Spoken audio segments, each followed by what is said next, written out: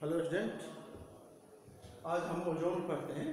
Ozone के भौतिक गुण जो होता है, शुद्ध ओजोन जो होता है वो नीला होता है। यदि पानी में उसे डिजॉल्व कर देते हैं तो हल्का नीला हो जाता है। ओजोन जो है वो वायु से 1.5 गुना भारी है। और ओजोन जो है सो जल में विलय होता है और कार्बनिक विलायक में भी विलय होता है। ठीक है, तो ओजोन के बारे में आप लोग सभी जानते हैं। आज हम लोग कुछ रासायनिक गुण पढ़ते हैं। तो ओजोन जो होता है वह प्रबल ऑक्सीकारक होता है। प्रबल ऑक्सीकारक से मतलब है कि यह नवजात ऑक्सीजन मुक्त करता है। यह नवजात ऑक्सीजन धातु और अधातु के साथ भी क्रिया करता है। तो धातुओं का जो ऑक्सीकरण होता है तो ओजोन सिल्वर और मरकरी के साथ अब क्रिया करता है तो उसके ऑक्साइड में बदल जाते हैं, है ना। उसके ऑक्सीजन बदल जाते हैं, ऑक्साइड में बदल जाते हैं। तो O3 ओजोन जब विच्छेदित होता है तो O2 और नवजात ऑक्सीजन बनता है। और यह 2Ag और O यह नवजात ऑक्सीजन Ag2 ये दोनों कैंसिल हो गया तो क्या बनेगा Ag2Ag प्लस O3 और Ag2O। तो इसी तरह से मरकरी का भी होता है। अब देखिए मरकरी क्या है। यदि कांच पर एक बूंद आप मरकरी रख दें और उस पर ओजोन प्रवाहित कर दें तो मर्क्यूरस ऑक्साइड बन जाता है। क्या बन जाता है? Mercurous oxide. तो यहाँ पर ओजोन जो है मरकरी के रंग को उड़ा देता है। मरकरी के रंग को उड़ा देता है, उसे कहते हैं टेनिंग ऑफ मरकरी। उसे क्या कहेंगे? Tending of mercury. Tending of mercury. Tending of mercury ध्यान दीजिए। यदि मरकरी को कांच पर एक बूंद रख दे और उसको ओजोन प्रवाहित कर दे तो मरकरी के रंग उड़ जाता है। तो बन जाता है क्या? मर्क्यूरस ऑक्साइड बन जाता है। क्या बन जाता है? मर्क्यूरस ऑक्साइड बन जाता है 2Ag। तो mercurous oxide 2Hg plus O3 तो Hg2O प्लस O2। तो यह जो मर्क्यूरस ऑक्साइड बनता है Hg2O मर्क्यूरस ऑक्साइड बनता है। यह मर्क्यूरस ऑक्साइड क्या करता है? तो यह Hg के और ओजोन जो Hg के कलर को समाप्त कर देता है। इसे क्या कहते हैं? Tending of mercury. अब अधातुओं का जो ऑक्सीकरण किया जाता है तो अधातु को ऑक्सीकरण करेंगे तो उसके ऑक्सी अम्ल में बदल जाता है। किस में बदल जाता है? ऑक्सी अम्ल में बदल जाता है। तो सल्फर के साथ ओजोन की क्रिया कराई गई है तो क्या बना है? यहाँ सल्फ्यूरिक अम्ल। तो सल्फर के एक ऑक्सी अम्ल हो गया आपके क्या? सल्फ्यूरिक अम्ल हो गया। इसी तरह फास्फोरस है। फास्फोरस ओजोन के साथ क्रिया करता है तो फास्फोरस एसिड बनता है। फास्फोरस एसिड बनता है। क्या बनता है? Phosphorus acid. अब बात आता है हैलोजन की।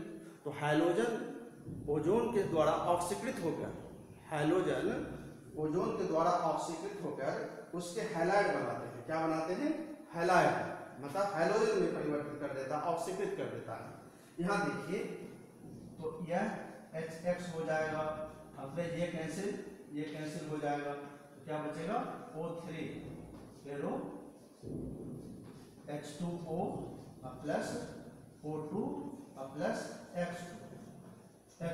यहाँ X बराबर आप कोई भी लिख सकते हैं Cl, Br या I। इसी के साथ आप क्रिया कराएंगे तो ये आपका हैलोजन प्राप्त होगा। तो ऑक्सीकरण की क्रिया होती है। ठीक है, अब ऑक्सीकरण की क्रिया कैसे होती है देखिए, ध्यान दें। ऑक्सीडेशन रिडक्शन से यहाँ Ag का 0 होता है। इस पर चार्ज क्या होता है? 0। यहाँ पर जो Ag आएंगे तो यह प्लस में आ जाएगा, है ना। तो इसके ऑक्सीकरण संख्या यहाँ 0 से कहाँ चला गया? +1। तो ऑक्सीकृत हो गया। इसी तरह से आप सब का देखेंगे सल्फर जो परमाणु की अवस्था में है तो परमाणु की अवस्था में उसके जो ऑक्सीकरण चार्ज होता है वह 0 होता है। और यहाँ पर देखेंगे H2SO4 में सल्फर पर जो +6 आ रहा है तो इसके ऑक्सीकरण संख्या में वृद्धि हो रही है ना। तो इस तरह से सबके ऑक्सीकरण हो रहे हैं। यहाँ पर भी X लिख रहे हैं तो X पर क्या हो जाएगा? माइनस चार्ज आ जाएगा।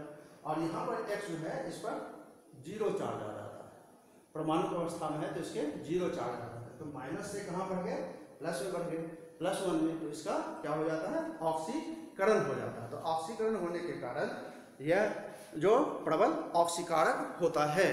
ठीक है,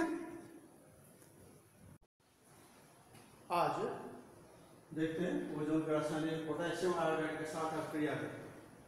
तो पोटेशियम आयोडाइड में ऑक्सीजन, ओजोन जो है वह नवजात ऑक्सीजन बदल जाता है। यह पोटेशियम आयोडाइड को आयोडीन में ऑक्सीकृत कर देता है। पोटेशियम आयोडाइड को किसमें, आयोडीन में ऑक्सीकृत कर देता है। नवजात ऑक्सीजन है यह पोटेशियम ऑक्साइड में बदल देता है और K2O H2O के साथ रिएक्शन करता है तो KOH पोटेशियम हाइड्रोक्साइड बना। यहाँ पर देखिए, यहाँ पर पोटेशियम आयोडीन का जो ऑक्सीडेशन नंबर हो जाता है यहाँ पर माइनस हो जाता है। और यहाँ पर आप देख रहे हैं यह इसके ऑक्सीडेशन नंबर इसके 0 हो जाता है। ऑक्सीडेशन की जो हम बात कर रहे हैं कैसे ऑक्सीकृत हो रहा है, तो यहाँ पर माइनस से जो कि 0 में चले गए हैं तो इंक्रीज हुआ है। तो इस तरह से हम समझ सकते हैं कि इसका यह ऑक्सीकरण होता है। तो ऑक्सीकरण में क्या होता है, ऑक्सीडेशन नंबर में इंक्रीजिंग हो जाता है। तो पोटेशियम ओजोन जो है वह विच्छेदित होकर किसमें बना दिया, नवजात ऑक्सीजन में। पोटेशियम आयोडाइड जो है जो पोटेशियम ऑक्साइड में बदल जाता है और आयोडीन मुक्त होता है यहाँ। अब यह K2O है, पोटेशियम सुपर ऑक्साइड कर सकते हैं, H2O तो KOH में बदल जाता है। इस तरह से 2Ki ये दोनों कैंसिल हो जाएगा, ओजोन जो है यह ओजोन क्या हो जाएगा, कैंसिल हो जाएगा। तो दोनों ऐड करेंगे तो 2Ki plus O3 plus H2O तो 2KOH O2 प्लस I2। तो ओजोन में क्या हो गया, आयोडीन में क्या हो गया, ऑक्सीकृत हो गया। तो पोटेशियम आयोडाइड का आयोडीन में ऑक्सीकरण हो गया, ऑक्सीकृत हो गया। इसी तरह से पोटेशियम फेरोसाइनाइड का ऑक्सीकरण हो रहा है, पोटेशियम फेरोसाइनाइड का ऑक्सीकरण। तो पोटेशियम फेरोसाइनाइड ओजोन यही नवजात ऑक्सीजन देता है। पोटेशियम फेरोसाइनाइड या पोटेशियम फेरिक साइनाइड में बदल जाता है। तो यहाँ पर पोटेशियम, यहाँ पर देखते हैं Fe का जो होता है +2 ऑक्सीकरण हो रहा है। कितने, +2 ऑक्सीकरण अवस्था।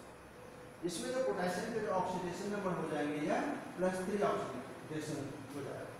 तो यह क्या बन गया, पोटेशियम फेरोसाइनाइड से पोटेशियम फेरिसाइनाइड में बदल गया। पोटेशियम फेरिसाइनाइड किसमें बदल जाएगा, पोटेशियम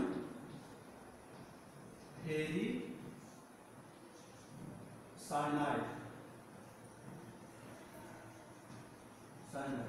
पोटेशियम फेरिसाइनाइड में क्या हो जाता है, बदल जाता है। समझ गए चीज। तो फिर पोटेशियम आयोडाइड का ऑक्सीकरण हुआ, आयोडीन में ऑक्सीकरण हो गया है। और पोटेशियम फेरोसाइनाइड का किसमें ऑक्सीकरण हो गया, पोटेशियम फेरिसाइनाइड में। फेरोसाइनाइड से किसमें बदल गया, पोटेशियम फेरोसाइनाइड में हो गया। तो इस तरह से इसके ऑक्सीकरण होते हैं। ठीक है, अब इस तरह से आप लिखिए।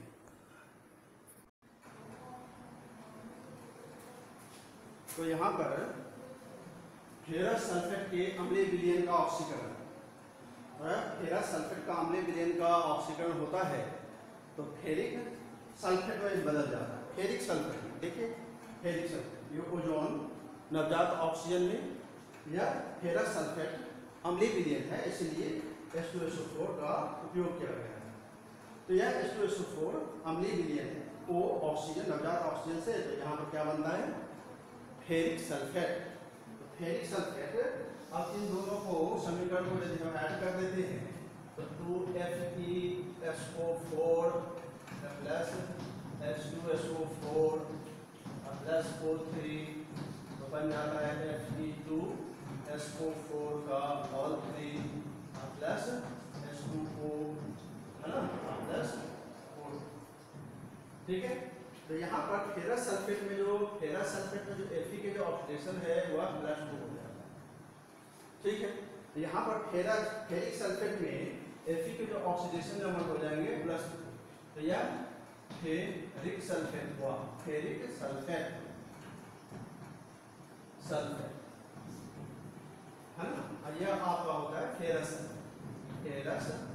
सल्फर।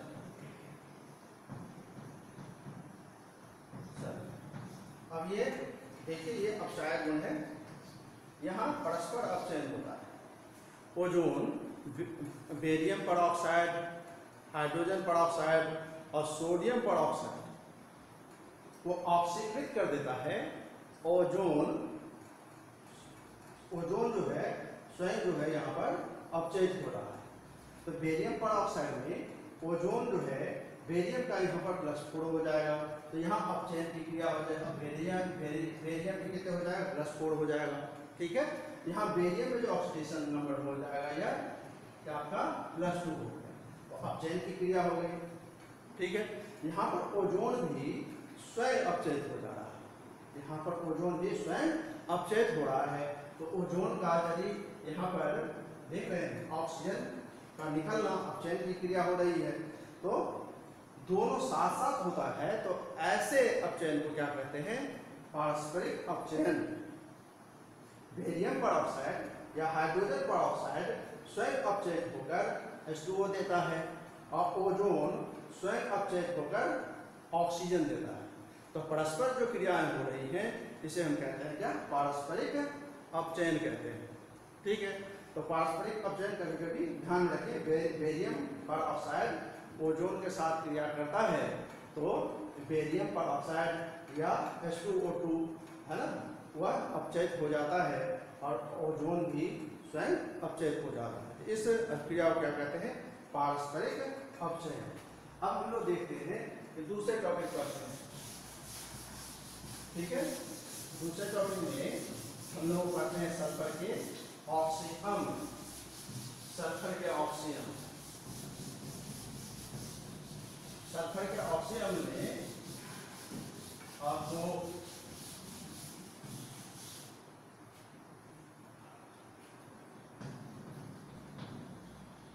सल्फर के ऑक्सीअम्ल यह हमारे लिए प्रमुख है।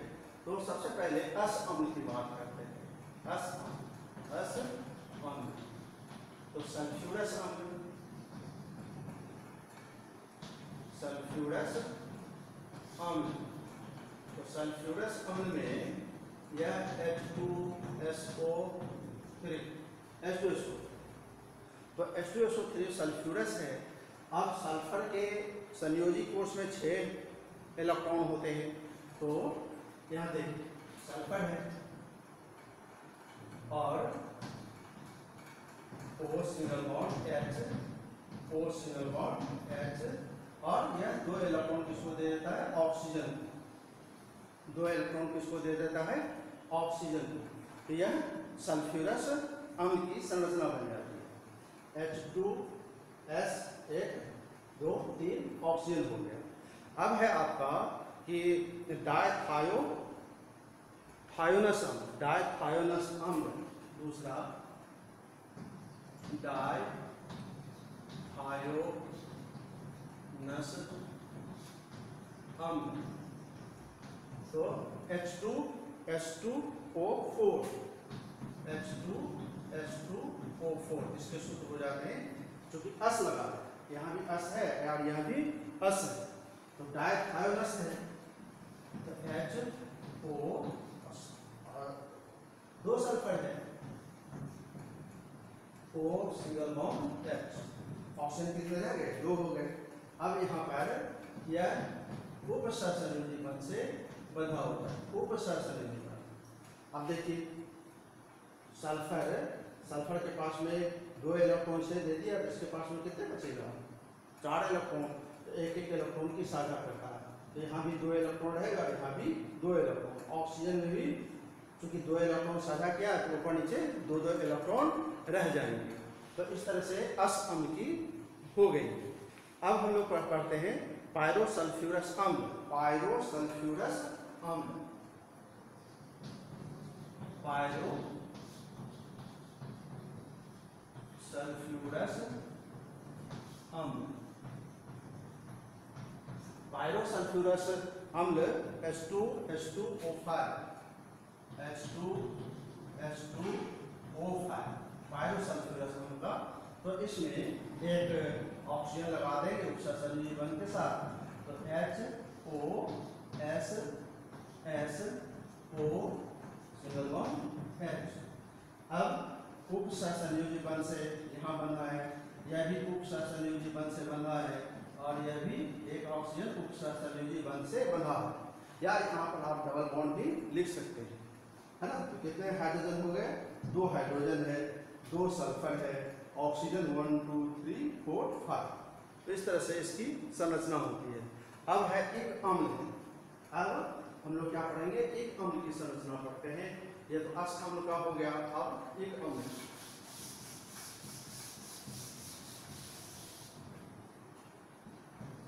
एक अम्ल, है ना।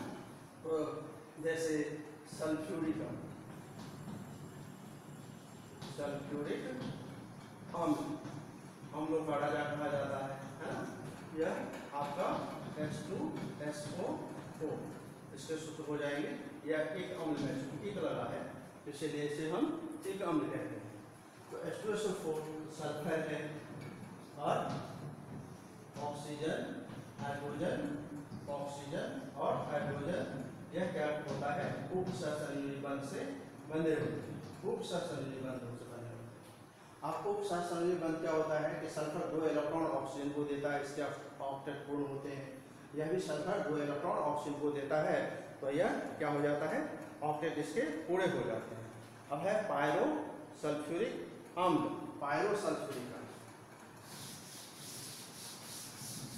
पायरोसल्फ्यूरिक अम्ल, इसे हम पोलियम भी कहते हैं। पायरोसल्फ्यूरिक अम्ल, पायरोसल्फ्यूरिक अम्ल। तो H2SO4 से पायरोसल्फ्यूरिक सल्फ्यूरिक अम्ल। तो पायरोसल्फ्यूरिक अम्ल में देखिए यहाँ, क्योंकि O सिंगल बॉन्ड H और एक ऑक्सीजन इसमें बीच में आ रहा है। अब ऑक्सीजन कितने हो गए? 1 2 3 4 5 और 6 और 7। तो इसमें देखिए ऑक्सीजन के अंतिम कोश में कितने इलेक्ट्रॉन होते हैं? 6 इलेक्ट्रॉन होते हैं। तो एक हाइड्रोजन के साथ और एक सल्फर के साथ बॉन्ड बना लेता है। तो इस पर भी 2 इलेक्ट्रॉन, यहाँ भी 2 इलेक्ट्रॉन होता है। सल्फर के टॉप मोस्ट शेल में कितने इलेक्ट्रॉन होते हैं? 6 इलेक्ट्रॉन होते हैं। तो 6 इलेक्ट्रॉन होते हैं, तो इसमें ऊपर और नीचे 2 इलेक्ट्रॉन होता है। तो ऑक्टेट पूरा करने के लिए यह 2 इलेक्ट्रॉन ऑक्सीजन को दे देता है। सेम एज इसमें भी ऑक्टेट पूरा करने के लिए 2 इलेक्ट्रॉन मिल जाता है। या ऑक्सीजन में भी चूंकि 6 इलेक्ट्रॉन होते हैं, तो ऊपर नीचे 2 इलेक्ट्रॉन होंगे, यहाँ 2 इलेक्ट्रॉन, इसके ऑक्टेट कंप्लीट हो जाते हैं। यहाँ सल्फर के ऑक्टेट कंप्लीट नहीं हो पाते, इसके 2 इलेक्ट्रॉन रह जाते हैं। तो रह जाते हैं तो क्या होता है? ऑक्सीजन को लेकर के उपसहसंयोजी बंध बना लेता है। अब है थायोनिक अम्ल, H2SO6 थायोनिक अम्ल, H2SO6।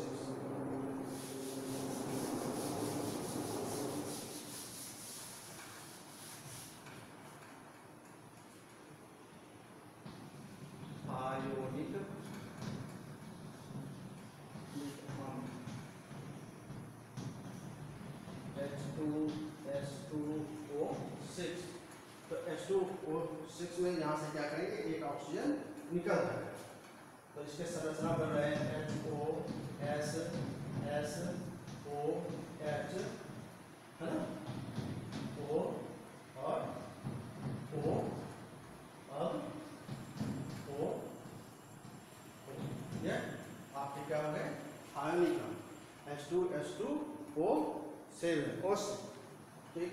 अब हम लोग पढ़ते हैं परऑक्सो अम्ल। परऑक्सो मतलब होता है कि उसमें ऑक्सीजन द्विपरमाणु से 2 बंध से 2 ऑक्सीजन होते हैं ना, उसमें बंधे होते हैं।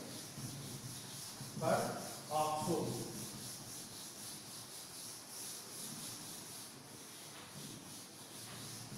पर ऑक्सो अम्ल।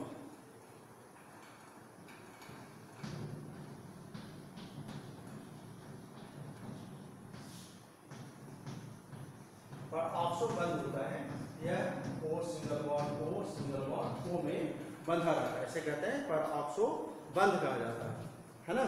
तो पर मोनो सल्फ्यूरिक अम्ल, कैरो अम्ल,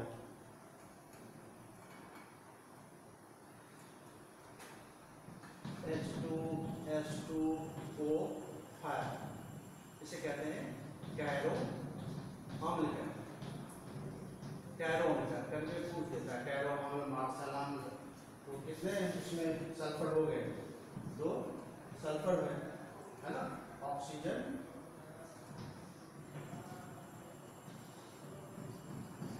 H और H, ऑक्सीजन O और सल्फर में O। तो यहाँ पर आपके एक पर ऑक्सो बन रहा है H, 1 2 3 4 5। तो यह जो बंद होता है पर ऑक्सो बंद हो जाता है, पर ऑक्सो देख लीजिए, पर ऑक्सो बंद है ना। अब हम लोग पढ़ते हैं, एक बंद रह गया है पर डाई सल्फ्यूरिक अम्ल, पर डाई सल्फ्यूरिक अम्ल, पर डाई सल्फ्यूरिक अम्ल, इसे मार्शल अम्ल लिखते हैं, मार्शल H2SO8 है ना, इसे कहते हैं मार्शल अम्ल। तो ऑक्सीजन है इसमें,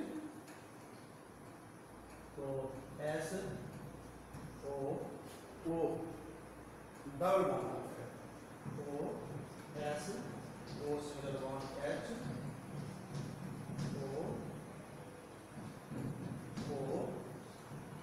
OH, तो 1 2 3 4 5 6 7 और 8। यह हो जाता है आपका मार्शल अम्ल हो जाता है, ठीक है। तो यह तो बीच में जो बंद है सर, यहाँ जो बंद है यह ऑक्सीजन का, यह ऑक्सो बंद है, यह कौन सा बंद है? पर ऑक्सो बंद है। तो इस तरह से आपके जो क्लास हुआ, आप सल्फर के ऑक्सी अम्ल समाप्त हो गया। आशा है सब्सक्राइब करें और लाइक करें आप लोग, ठीक है, ओके।